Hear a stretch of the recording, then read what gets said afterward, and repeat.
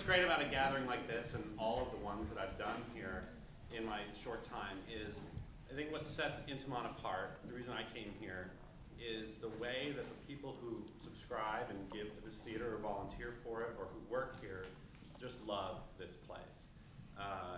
It's evident in everything I do, like I said, in the short time I've been here, and I'm always so inspired by it. I think that a reason for that is we have discipline to our work, we have passion for it, and we have really the best artists working on our stage. And I can't think of a better example than that, of somebody who's foolishly agreed to direct 2 plays this season.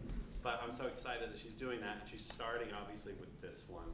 And she joined our staff full-time last year, and it's been such an enormous addition to the spirit and the culture and the energy and the artistry here. So we couldn't be more fortunate to have Sheila Daniels as the captain of this ship.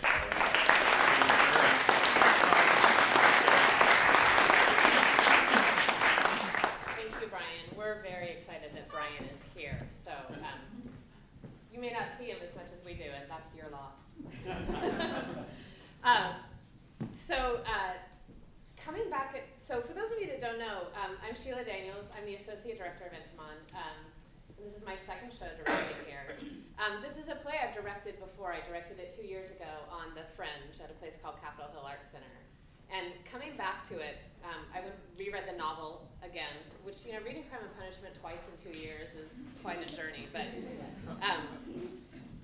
it's sort of going back into rehearsals is so much like the experience of reading a favorite book for the second time. It's deeper. There are things that you get on a deeper level. The jokes are funnier. I think there's one joke in Crime and Punishment. But also, I just felt so much more profoundly changed by it. So reading the book and then going back into the play. And also just thinking about how do you reimagine this. When we did this on Capitol Hill, it was in a space that was probably from here to here, and the distance between this row of chairs and that row of chairs. And the audience was on either side. So not wanting to reinvent everything, I was thinking today that it's kind of like this, the second time you go into a relationship, you don't want to do it exactly the same way because, for obvious reasons. But you also don't want to throw everything away. So I'm really excited I keep saying it, to reimagine it in this different space.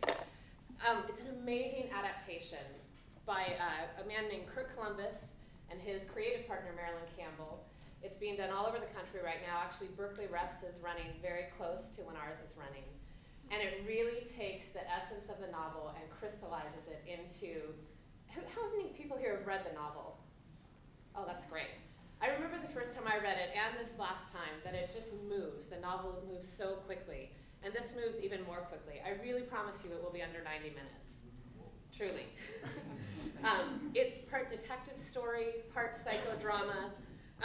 But ultimately, I feel like it really is a story of redemption through Raskolnikov, who is, for all intents and purposes, a not very likable guy, a not very redeemable person. And these are always the people I'm drawn to in theater, because in theater, David. Try not to date those anymore. But I really believe that if we can create something that allows audience members to find something, to see what is redeemable in somebody who's done, in this case, such a horrible act, and what happened almost at the beginning, that then we can, be more in touch with what we consider irredeemable in ourselves.